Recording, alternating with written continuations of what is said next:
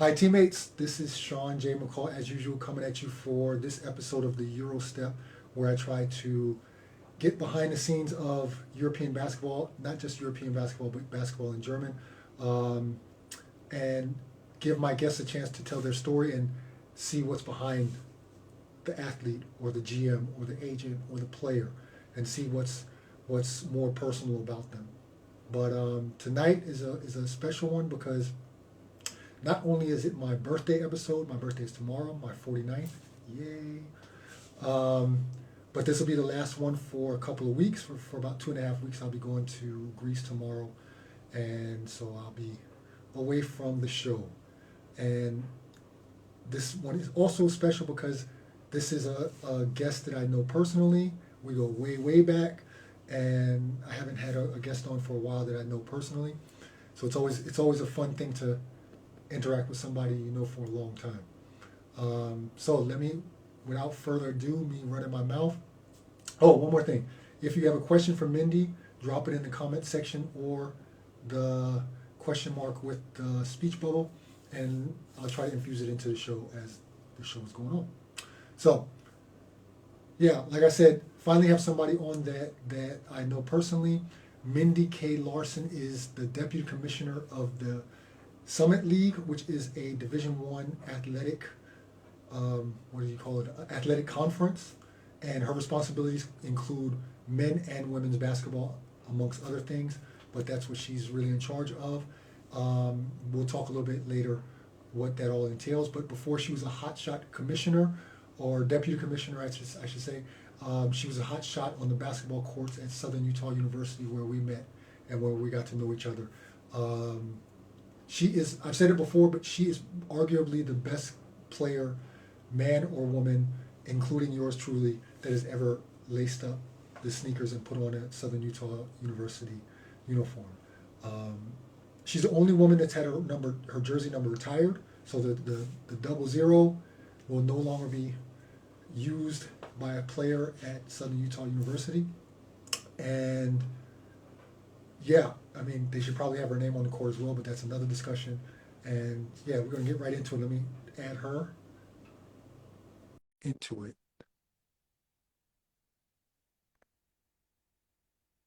Should be working now. There she is. There's my girl. Hello. How are you, Hey, Mindy. Sean? How you doing? Great. Thank you. I'm so glad you finally admitted I was better than you. No, hey, I am not a hater. I know when I'm outmatched, and I know who's got more game than me. So I've always said that you were arguably the best player that Southern Utah ever had, Oh, me that's kind included. of you. Thank you. So now is the time when I usually talk about how me and the guests met. But since we know each other, I think that's going to come in the whole process of this interview. Okay. Just so you know, here's how the interview will go. We'll talk about what you're doing now. Actually, we're going to go a little bit backwards than what I usually do. I usually talk about the beginnings and to lead up to where they are now with my guests. But with you, we're going to go where you are now and go backwards. Okay. Um, so go into a little bit more personal and SUU stories, of course. So be comfortable with answering how you want. There's no time limit or anything like that. Just go ahead and speak your piece. Yeah. Okay. And toward the end, I'll have like three or four quick fire questions at the end. Sounds good. All right, let's get it on. Let's do it. So, as I mentioned earlier, you are the deputy commissioner of the Summit League. How long have you been in that role, and how did you get started with that? So I've been in the deputy commissioner position since 2018, but I've been with the Summit League for 15 years. So Wow. I started out as the associate commissioner for governance, which meant that I worked in NCAA compliance, Mhm. which is a lot of delivering bad news and troubleshooting. And one of the things that I learned when I got to the conference level was that events is my niche. I love planning the events. I love putting the championships on. So I was eventually able to move into championships. And then I've now taken over all 19 championships. I have two staff members that help go out and run them, but I oversee all of them, with men's and women's basketball being my primary sport liaison. 19 different championships, huh? Yeah. It's really fun, really How fun. long, how long, actually, I was going to ask this later, but I'll ask now. How long does it take you to plan a championship? Like, let's say basketball, for instance. Basketball usually is in March. So, um, how long does it take after a championship? Do you take a little bit of break off, not from your job, but from planning? And then when do you get back into planning for next March? So shortly after the event, we'll download. So we'll sit down and I mean, this is like the week after, and we'll go through everything that went really well, things that we need to improve on, ways we can grow ways we can grow the tournament. Just kind of go through the whole event top to bottom as a review, and then we'll put it away for a little bit. But basketball being the premier sport of the Summit League, it's never ending. It is a constant conversation of what we're doing with that sport. But we really get really hard back into the planning phase of the tournament right after Thanksgiving. That's when the rest of our fall championships come to an end. And then we'll work November to March just getting that basketball tournament off the ground. So you've got all these different tournaments, all these championships that you have to attend to, um, actually the whole year round. Right. And with basketball being a premier sport, does that take up the most of your time, would you say? Me personally, yes, it does take up the bulk of my time. That's why I have a just, in sports, I have a great team. I have people that take over the Olympic sports and I help them troubleshoot, but for the most part, I've got great people that I trust to go out and do those events and manage those events, but I'm pretty much 24/7 dealing with basketball because not only do I oversee the championship, but I oversee the regular season officials, help a little bit with scheduling, but we have way smarter people to put schedules together than me.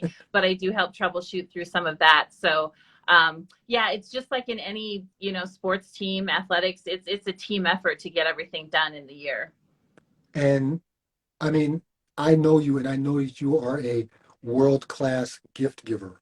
And that probably helps you with planning like those goodie bags and those gift bags and gift things that you give to the players for Yeah. the championships. And I have to say, when I see those, I'm envious, and wish that I was still playing, to get some of those kind of things. But what's the planning into those gift? I mean, I've seen them. So how do you like come up with ideas to give the players, all these players, these gift bags and these kind of surprise things? Well, that's my favorite part I can because it's an imagine. outlet. Yeah, it's an outlet for my creativity. So that's my favorite part. And then, like, I just use it as a reminder that the whole reason that we're here is for the student athletes. And when they get to that championship, we need it to be an elite experience because for a lot of those student athletes, that's the only postseason they'll see. They won't go on to the NCAA tournament. So we really need our championship to be the elite event. We've started kind of doing some themes where we did a superhero theme. We did the 80s last year because it was our 40th anniversary and the Summit League was founded in 82. So we really just kind of play off those themes and try to think outside the box and what's something that our student athletes or administrators won't be expecting, and what's something that will give a little levity to the event because it's so serious and competitive and intense, but what's something that'll make them smile and remember that it's a joy and it's a privilege to get to be a part of it. Was there any one of those planning things, events, that you thought afterwards, I kind of bombed on that one? I can't imagine it, but Well, this year actually we were very concerned because we had been working with a company doing some custom paint splattered sweatshirts, and we sent them a design and we got a proof, and when they came back they looked nothing like the proof, and it's not like you can scrape custom paint off a sweatshirt. So we were a little bit nervous, but fortunately the student athletes, you've done well when the student athletes wear your gift. And we had some student athletes show up to the press conferences in it, wearing it around the tournament. So you kind of breathe a sigh of relief. We've done some gifts before where you don't see the student athletes wearing them or using them, and you think, okay, we need to write this one down as a miss and try to do something different next year. okay. Um, this is one about men and women's basketball, and I Mhm. wonder how it is on the conference level. I think we've all seen the clips online from the NCAA tournament where things were different from the men's side as compared to the women's side. The food baskets, the training facilities were really a total discrepancy as far as between what the men got and what the women got. How do you, as a female former athlete, how do you make sure or try to make sure that these kind of things don't happen on your level, on the conference level? Right. So from our perspective, we're one of many mid-major conferences that do a joint tournament. So in terms of basketball, it's going to be really hard to do anything different for the genders because they're right there together and be able to compare.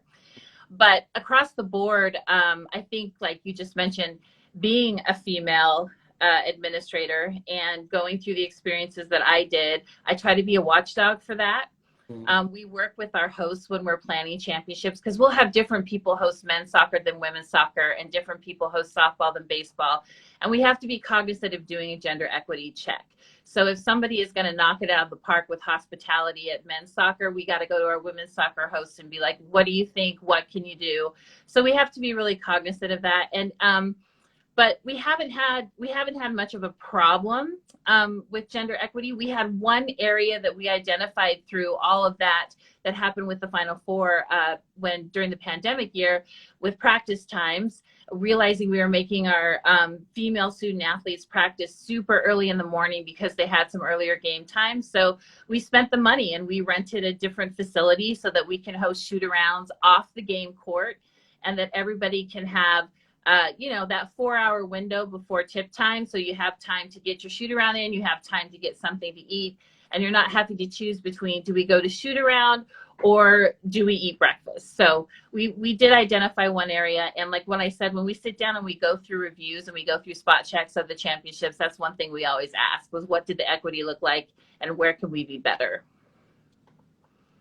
Is that a tough thing to consciously have in your head all the time, that the not racial, gender equity should be there, or are there any like problems that you see where you think maybe if a man was in your position, things would be different?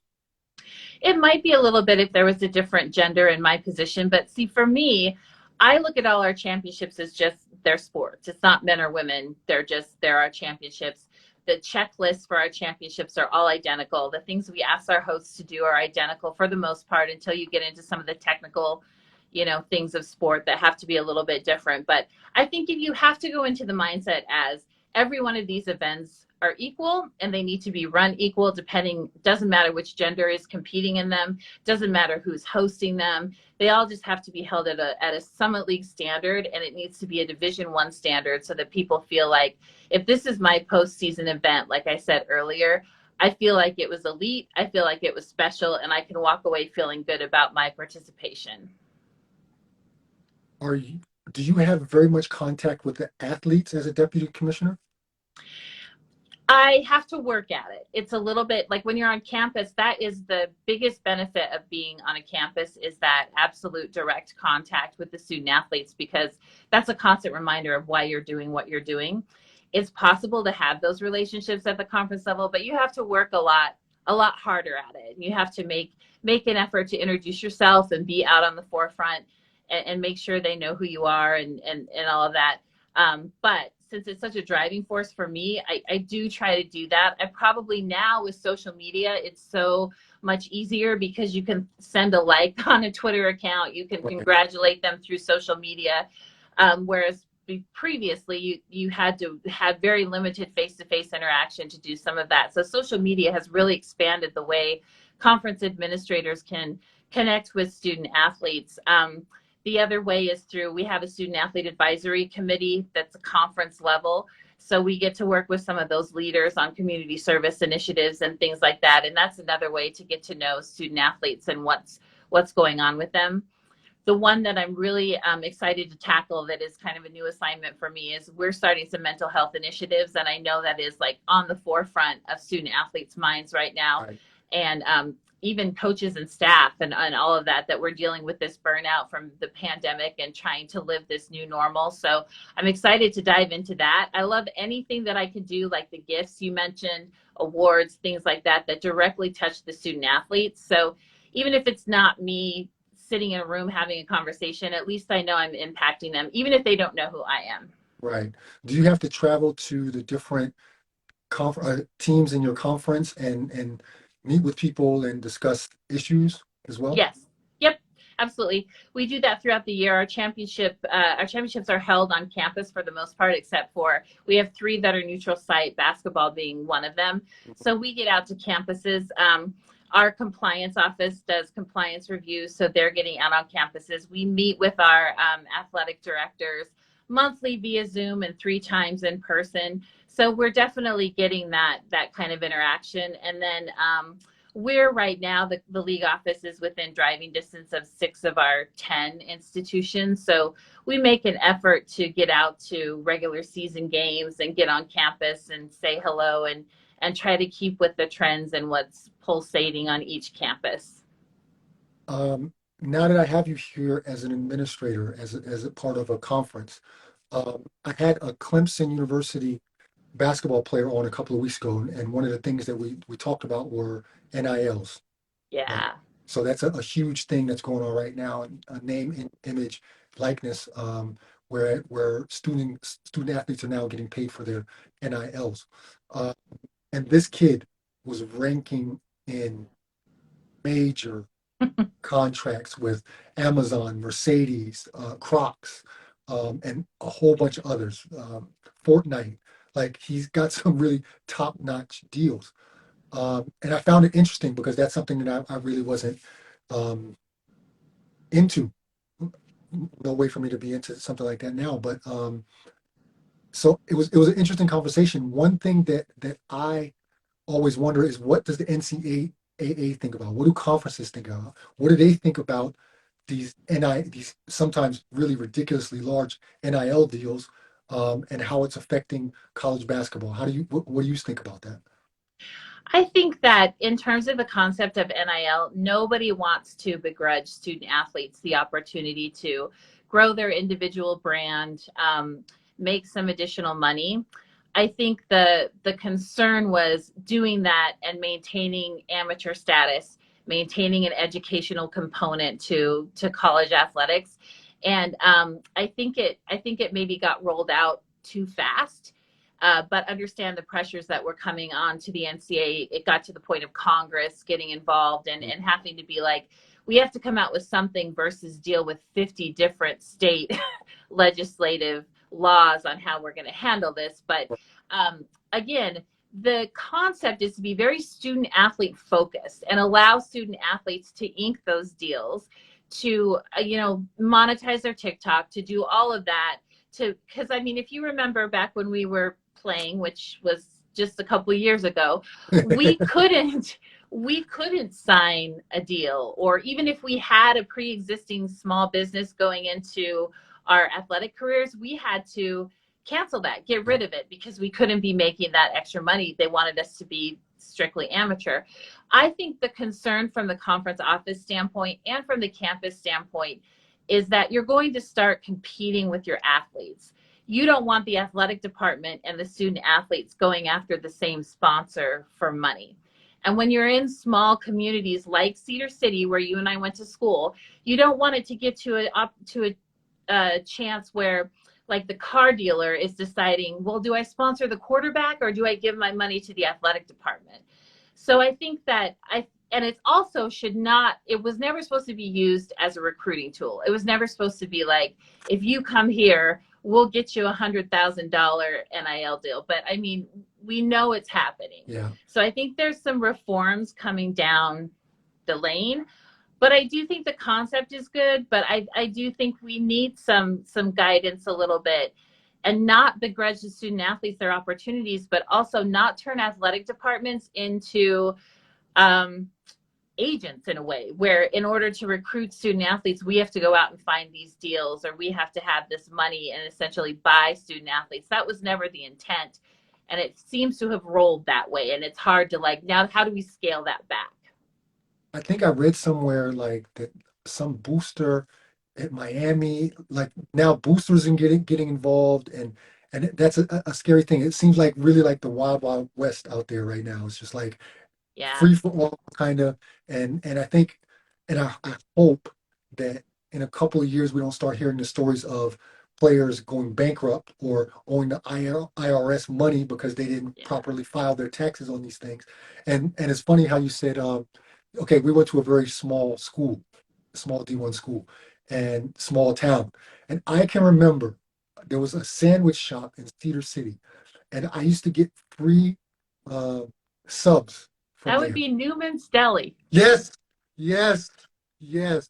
I used to get free subs there, and I remember feeling so guilty and like, oh, we can't tell anybody. The NCAA is watching. Like, no, we might get put on probation, right? And now, Yeah. compared to now, I mean, this kid he's pulling in a sick amount of money. We were starving athletes. I mean, we were eating at the cafeteria. These people are today are going to Applebee's or wherever. Like it's the incredible change since we left college, and I just hope that a lot of these kids have good advisors or somebody that really takes care of their money and they're not just blowing it and things like that. But I'm sure in the next couple of years we'll hear some horror stories, which will probably be the kind of change that the NCAA needs to make reforms.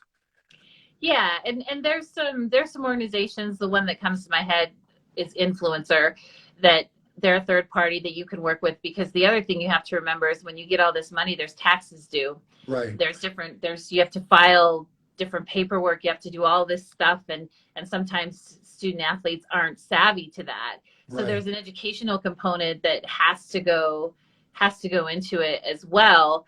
The hope is that you can do enough education that you're preparing them to go on even beyond their college athletic career and continue to be fiscally responsible. Let's hope for that, because that's it's just crazy. One other thing that I'm afraid of, and maybe you can give me your opinion on it, is what do you think about the potential that these NIL deals are taking the hunger away from some of these kids? That they're being kind of fed everything and they forget the reason why they are actually there. And they could be losing the focus on why they're there. And that's something that I also see as a danger zone, that these kids are getting so much money so quick that, and they think, as a kid, you think I'm going to get this money forever, whatever. And then it can be over like that. Yeah. So I hope that they're not getting left hanging in the wind, and I hope that they still do what they came to do, which is to play their sport, get an Yeah. education. And what do you think about that? Do you see any signs that that might be a problem? I think we're going to see, with this being kind of the first year of NILs, I think trends are going to start to develop. One thing that's really promising and shouldn't be overlooked is that there are a lot of student athletes that have taken their NIL money, started foundations, started charity work. So some of them are really being thoughtful about it, and it's not just going towards AirPods and hoodies and all those kind of things, that they're really trying to leave a mark. The biggest concern from an administrative standpoint is you don't want college athletics to just turn into the minor league for these pro sports or sort of things, where I'll go to college and make all this money for a little bit and then go on to the pros. We've seen one and dones and all of that, but that's Right. somewhat been limited to the Power Five conferences, where now you're getting into more of like, if you can make money at college sports, you're making some different decisions than you might have coming out of high school as a top prospect.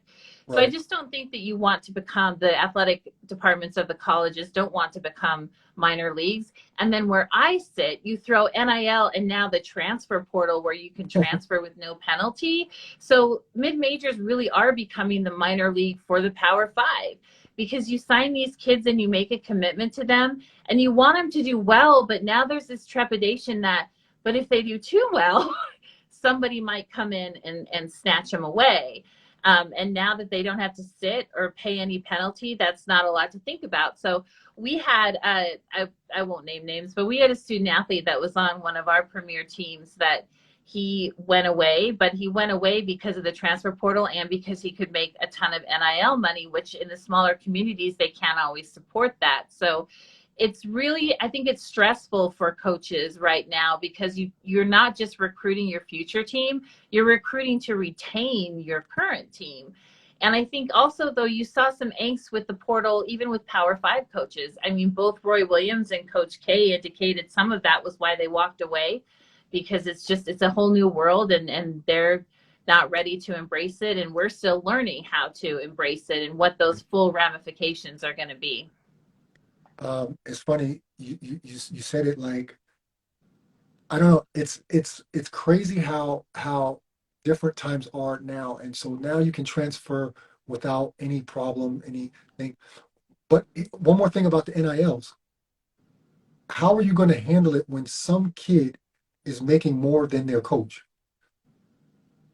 And I can tell you there's some Power Five football coaches and basketball coaches that are really nervous about that.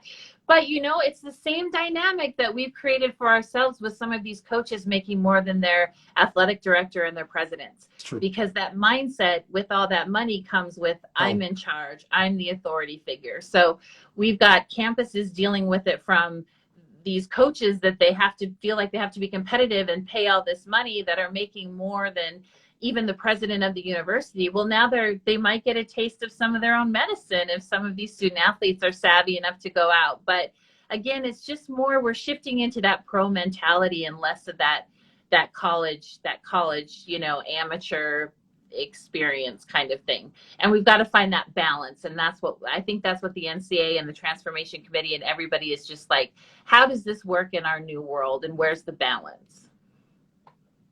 so before joining the Summit League, you were an associate athletic director at Southern Utah.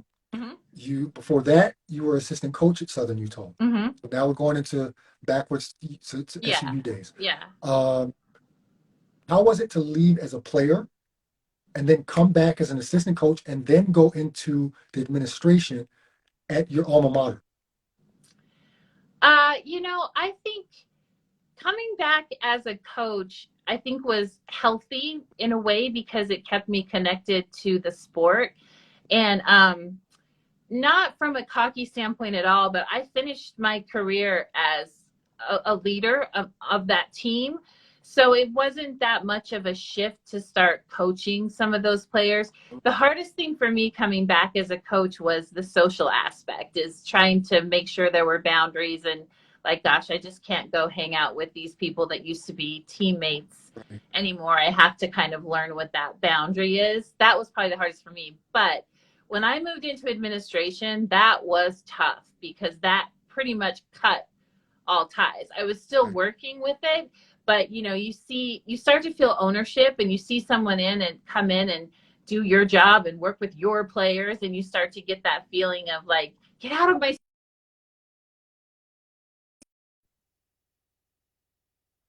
I want that global opportunity. Are is something like AD or even commissioner of the Summit League or some other league? Is that something that you could imagine yourself doing? A few years ago, I probably would have said no, but now I think I'm to the stage that that's got to be next. I've The either next got to step. move up and step up, or try a different field or do something completely different, because I'm getting to a point where you reach what, not that I can't do more, but the more responsibility that can be given to me is probably more at like a leadership level. I mean, I think he'd be great. So Thank you. if you need someone I'll hit you for up for that letter of recommendation. I'm all there. I'm all for you. So now let's talk about your short stint playing overseas. Okay. Uh, you were in Spain, right?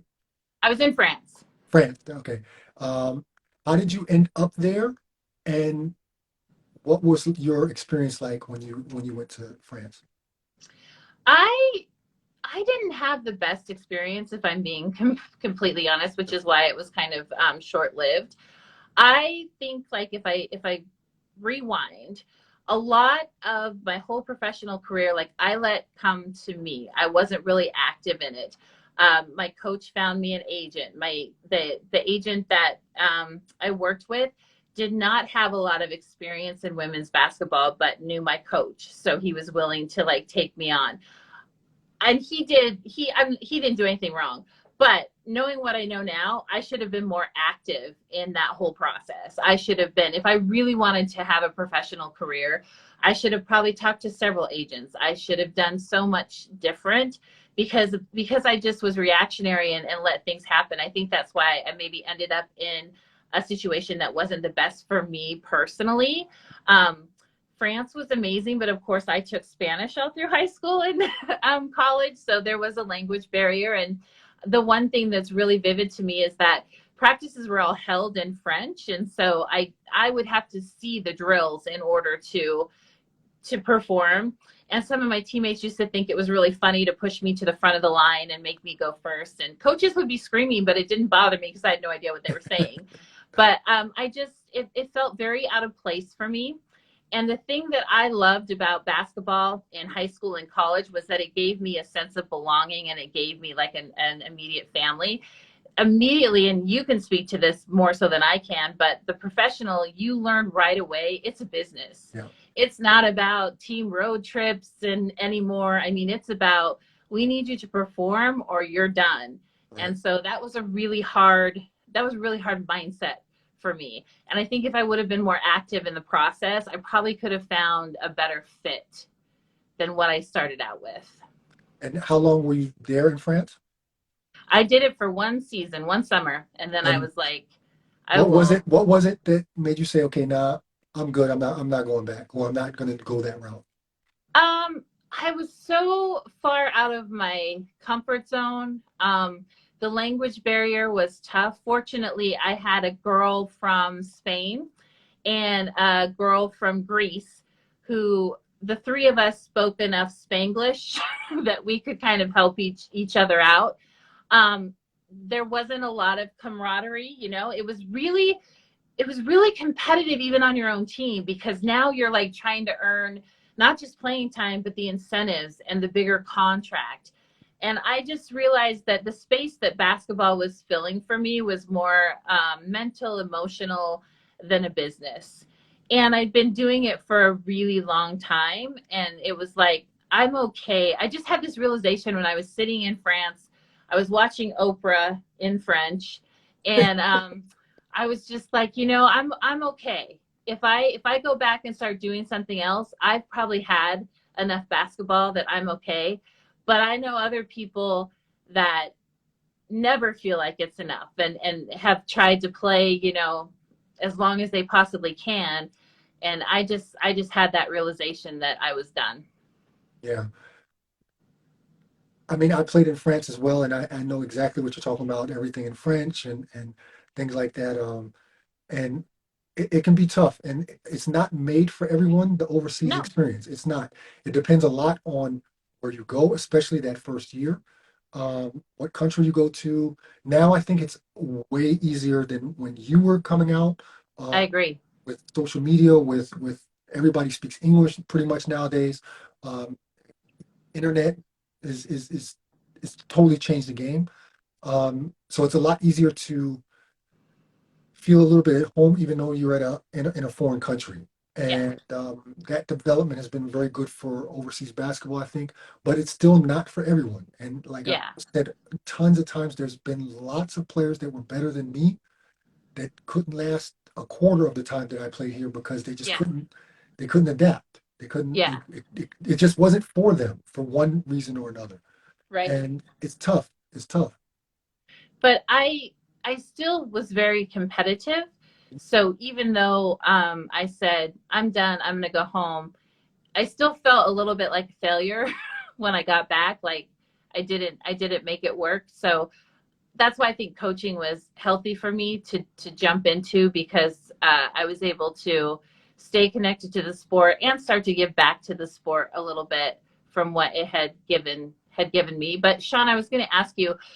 So when I was overseas on my team, they could only have two Americans. Are there still some of those restrictions? Because that seemed to It's be it's a point of changed. contention as well, is that they were bringing in the American, you know? Yeah, no, it's changed. There's every country has their own rules. I just give you a quick example of in Germany, for example, they have a 6-and-6 rule. You can have six foreigners, but you have to have six Germans on your game day roster. That So makes sense. actually, Yeah. you could have 20 Americans, but only 6 can be on the game day roster. Okay. That makes So sense. so that's just how it is here. But other countries are also a little bit different as far as their own rules for foreigners. So Right. that's actually changed and gotten a lot better, I think. That's good. Um, so now we're going to talk a little bit about my book for a second before we get any embarrassing stories about Southern Utah and me. Uh, so you wrote the foreword to this masterpiece, Same Name, Different Game. Um, there was only one person that I wanted to do the foreword, and thankfully you did it. And I'll tell you why you did it, why I wanted you to do it in a minute. Uh, I don't even really think that I asked you to do it. I kind of think I just kind of said like, you're doing it, and I need it by this. You asked. You asked. But what High pressure, but you asked. but what goes into like somebody asks you, hey, I want you to write the forward to my book. What thought process goes like? How did you go about that? I've always wanted to know how you went about writing that piece. Well, one, in this situation, it was easy because we have a history. Um, Two, it was easy because I love to write, and it was flattering that someone would ask me to do so in the manner that you did. It's the first forward. I've written a lot, but it's the first forward I've written. So I researched a lot. I read a lot of different forwards and different things like that. But the main thing that I wanted to do was establish that you and I had a friendship and a relationship. And so I could vouch for you as a credible source for what you were putting out into the world. And then also, like, I'm not the most, like, I can write anything down. I'm not the most verbal person, but also just so you had an inkling of like what your kindness and what your friendship meant to a very shy Idahoan leaving home for the first time. So I think it was getting to share a little bit of our friendship, but then also like just so proud of all you've accomplished and just really honored that I would get to be the person that introduces all the great things you've done. Yeah, making me feel good right now. So there's one passage in there that I'm going to read that gives me the chills every time I read it. Uh-oh. So I'm going to read it. I hope I don't cry. At the height of Sean's campus stardom, there was no reason or expectation for him to give the quiet 18-year-old counterpart on the women's team his attention, but he did. He may not remember the smiles in the halls, the high fives after a challenging game, calling me by my name to say hello, shooting around with me during camps, and treating me as an equal, but I do. And this is why I quickly became a card-carrying member of his fan club. I remember the first time I read it after you sent it to me, and I was like, oh, oh, thank you, Mindy. I was like seriously on the verge of tears, and I mean, you as a person, you always hope that you make impressions or valuable impressions on people, but it's not often that someone tells you that, unless you know they're very close to you and they let you know by what they do or things like that. But it's not often that someone will tell you something like that. And I just want to say, I want to take this time out right now and just say thank you for that because uh, that that was I mean, you really knocked it out of the park with the forward and your writing skills. I tell you all the time, you need to write your own book. Um, but that was amazing. Um, so you've of course read the book, and looking back on your short pro stint, do you think if you would have had my book or a book like that in general, there's a couple out floating out there right now. Uh, do you think it would have had a small impact on the way you would have seen your pro career progress? I think so because if someone had handed me that resource back when I was playing, I think I would have realized, like I said earlier, how much of an active role I needed to take in that rather than just letting things come to me and taking other people's word for it. The other thing that I think it would have helped me a lot with is expectation of what to, I mean, when I landed in France, I had no idea what was to come or what was next. No idea what my days were going to be structured like. So there's a little bit of that anxiety about what's next. So I just think as we get older, we and can go back and look at hindsight being 2020. There's some preparation, some active listening, active research that I think a resource like that would have inspired me to do. Yeah. Well, let's see if it inspires those coming behind us. So now let's talk Southern Utah. Okay, Let me. that I makes me nervous. might have to move over a little bit.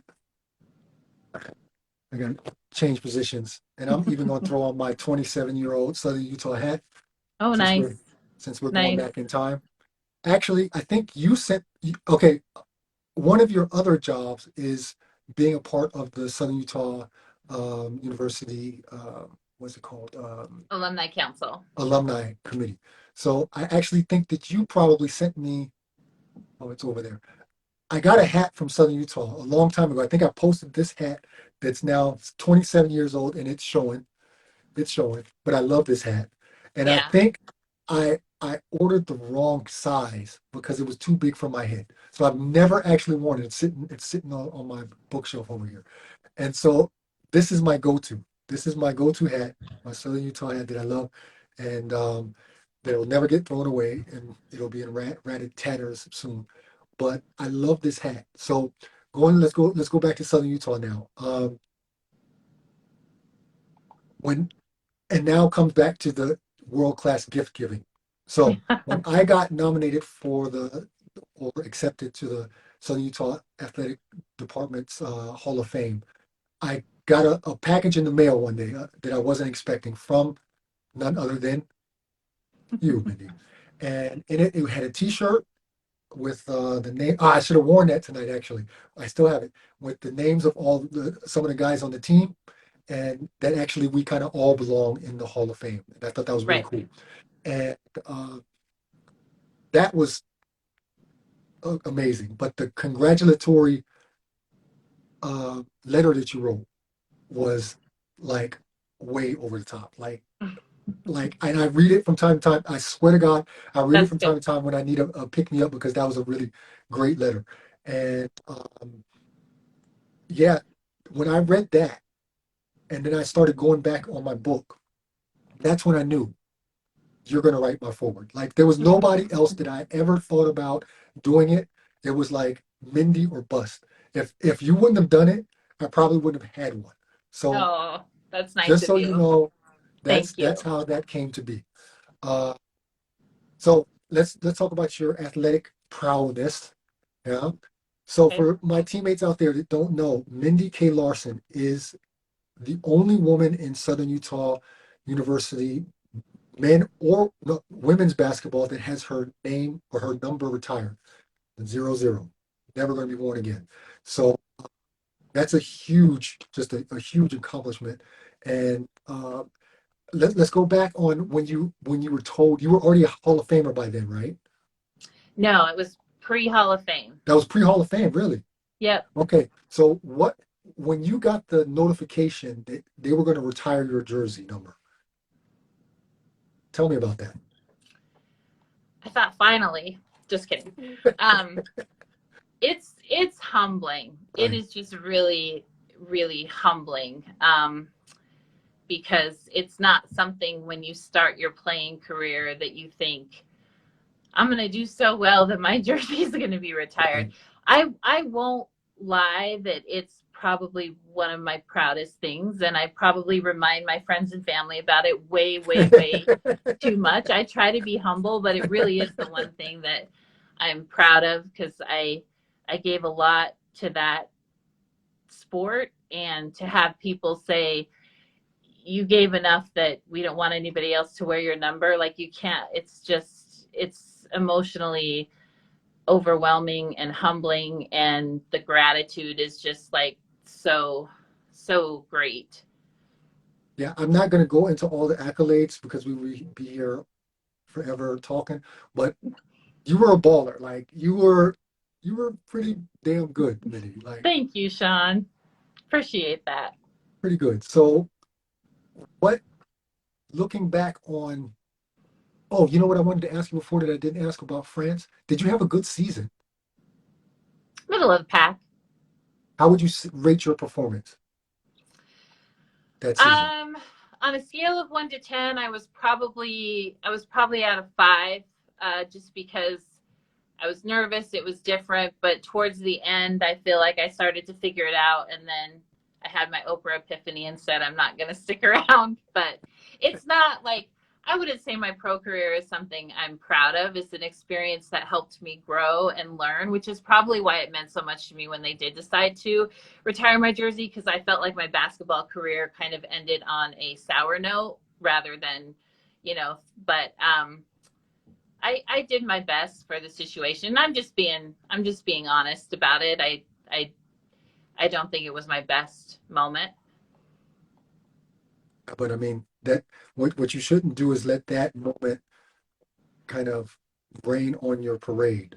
You had a I great college know, but career. we do that to ourselves because I had a streak where I when I was in college that I didn't miss for a long time, but all I remember is the one I missed.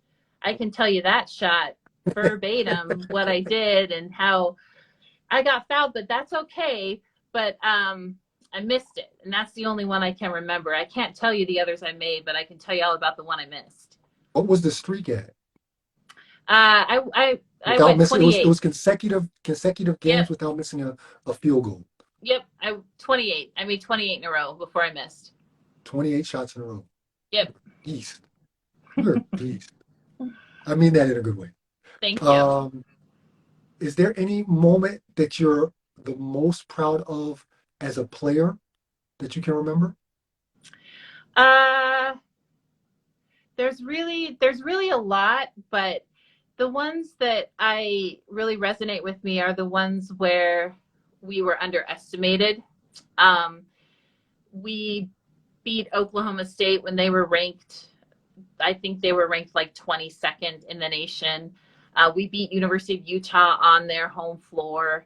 Um, we went to a New Mexico State tournament where we were supposed to be the throwaway team, and we ended up beating New Mexico State in the first round. Like, I like being underestimated and then showing people that they underestimated me. But the reason that those resonate with me so much is because it was about all of us. It It was a wasn't about team. a singular performance, but it was about a team coming together and saying, we don't want to be disrespected. We want to be recognized. And, I think it's much better now, but when we were going to school at Southern Utah, we were the ugly stepchild to Yeah. Utah and BYU and Utah State and even Weber State at times. So to get some of those national wins and to be a disruptor is what I think I'm most proud of. It's funny you should say that because through my whole career, whether it was high school, college, or as a pro, I always love to win on somebody else's floor more than I love to win It's the on mine. best. It's like It's the the best best to feeling. just shut everybody up. Yeah, it's the best. I think that's that competitiveness that you want to show. Yeah, Yeah. yeah, for sure. Um, so and now I'm going to ask something I probably shouldn't ask. Do you have any idea or any particular moment that stands out from me at Southern Utah? And please don't say the Jackson Five. I was going to say the Jackson 5, Rock and Robin.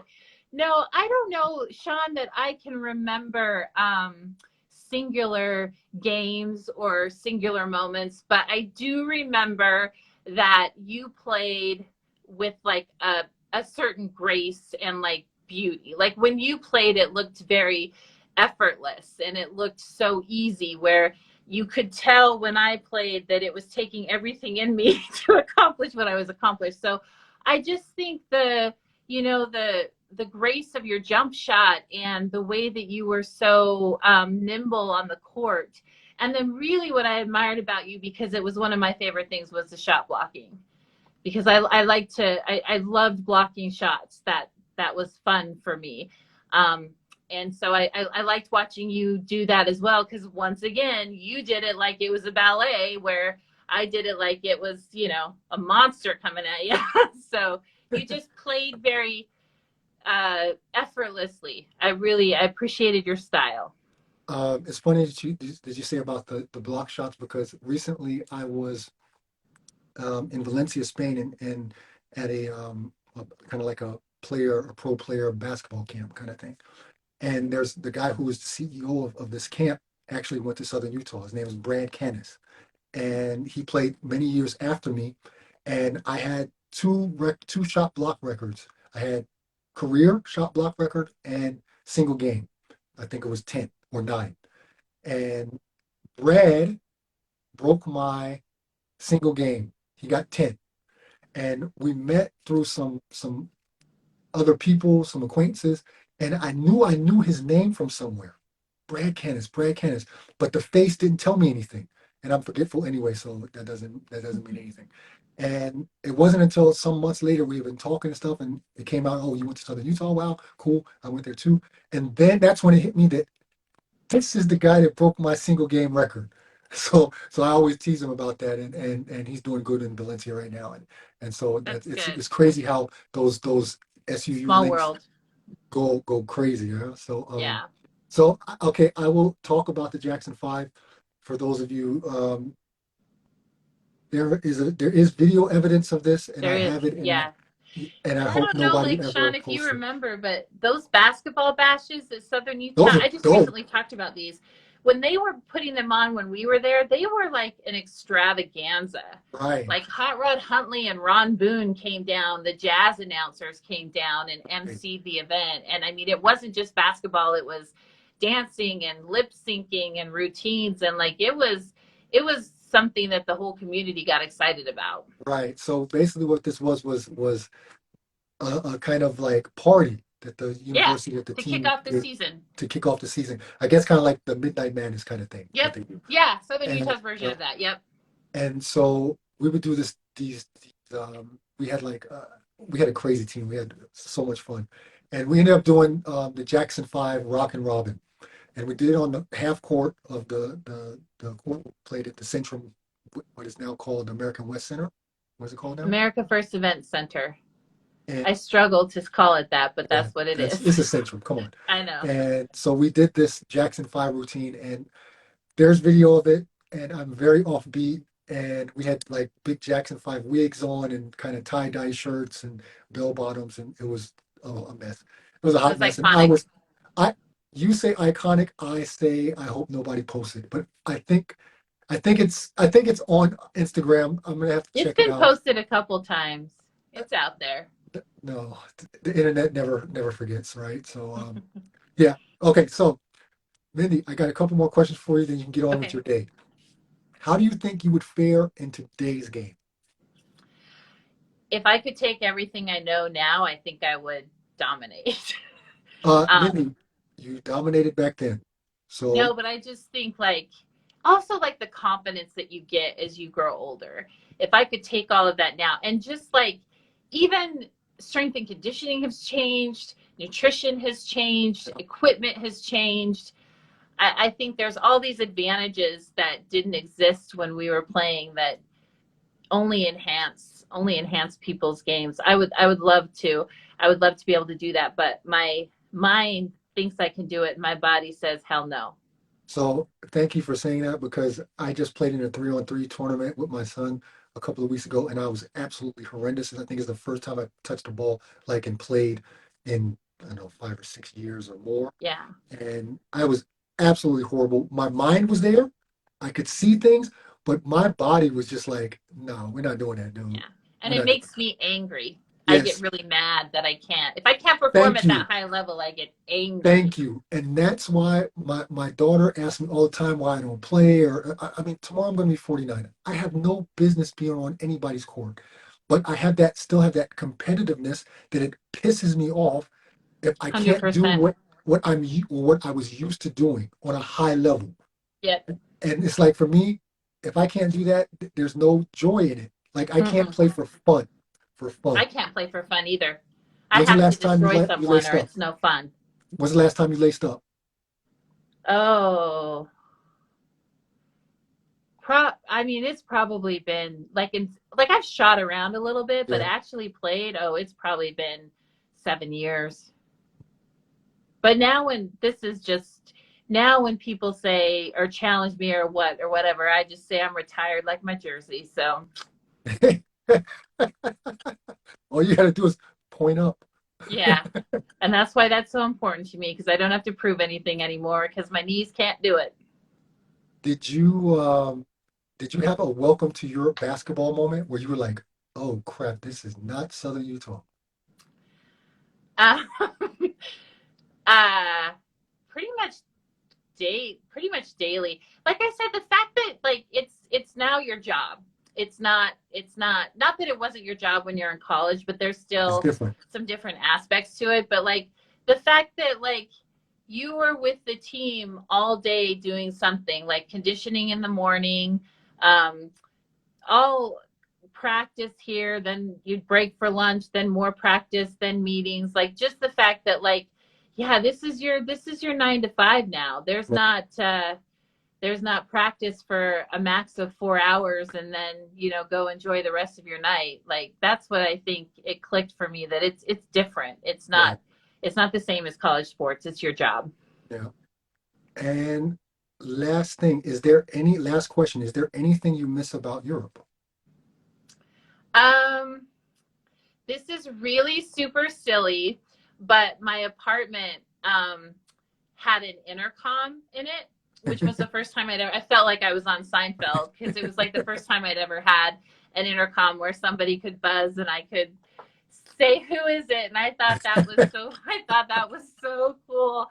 Thought I was so technologically savvy that I had an intercom to my apartment. But the other thing, and it might be a little bit cliche, but there really are great little cafes and spots that you can just go sit outside and take it all in and have those moments of self-reflection. So I think just being in that different kind of slower pace, because the United States is just so fast paced and work 24/7. But I will say in Europe, I said a lot about how it's your job, but when you do have free time, like people take advantage of that and they let things go. And that sometimes is a healthier pace, I think. Yeah, definitely. I mean, I'm still living over here, so I can totally relate to that, and it's very, very true no matter where you are, it seems like. Where were you in France, by the way? I was in Valencia, France. So I was right over the Belgium border in the French countryside. Okay, because I was in Paris, and I think if you would have probably lived somewhere like in Paris, it would have been a different thing. I think if you're living in the province of France, in a small town or something like that, then it's a little bit different than So yeah, it was living isolating. in, We were in pretty isolated. Yeah. yeah. Yeah. Okay, Mindy, that's all I got for you. Great. Oh, Thank you thank for you. coming on to my show. You are the last show before my 2.5, 3 week break. Well, I Uh, hope you have a really happy birthday. thank you. Thank you very much. And yeah, so we'll be in touch anyway. You get out of here. Thank you so much for everything, for You the too. 29 Don't years do the of math, friendship. Sean. Don't do the math. Let's just be friends and call it good. Don't do the math. No need. No numbers, no numbers. Okay. Yeah. Thank you for the many year friendship, and I'm sure, I mean, we'll talk again and everything. So Yep. Sounds good. thank Thank you you. for being my guest, and you have a great day, Mindy. You too. We'll talk to you soon. All right, bye. Bye. So, my teammates, finally, I had somebody on here that actually knows me as a person. And yeah, so I'm really glad to have this last Eurostep before my vacation. As usual, thank you for watching, and I'll be back mid-August. And my lineup for the next steps, the next shows is pretty dope. I'm pretty excited about it right now. I think I'm booked until late October, and there'll be some really cool guests on there. So I'm really looking forward to getting back to work after I take a much needed break. Tomorrow I'll be on my way to Greece. So thank you for watching. I hope everybody is safe. Have a good summer break while I'm gone, and we'll see each other when we get back, hopefully. Okay, out.